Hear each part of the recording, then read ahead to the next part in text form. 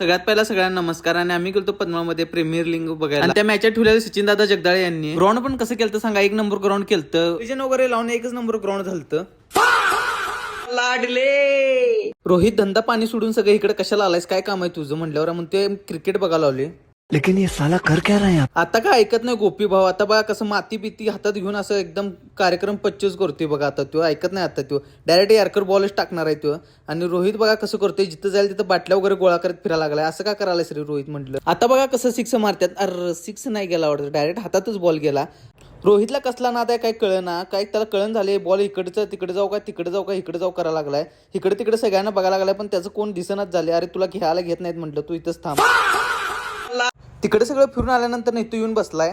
आणि इथं येऊन बसलाय म्हणून ते 6 काय मारण झालाय. अरे तुला काय करायचं आहे बघत बस म्हण. आता काय खरं नाही, फिल्डिंग लावल्या जोरात. आता काय खरं नाही म्हटलं, आता यारकरच टाकतो वाटतं डायरेक्ट. आणि बॅट्समनची पण चर्चा चालू होती जोरात, डायरेक्ट 6 मारायची. पण 6 काय बघायला भेटला नाही. आणि एका ओव्हरला 36 रन पाहिजे होत्या, त्यासाठी सगळीजण मिटिंग घेतलेली. आणि जिंकल्याला संघ कसं कपडे काढून यायला लागले बघा, एकदम जल्लोषच करायला लागल्यात. काय नादच करायला नाही म्हणतात, जिंकलो आम्ही.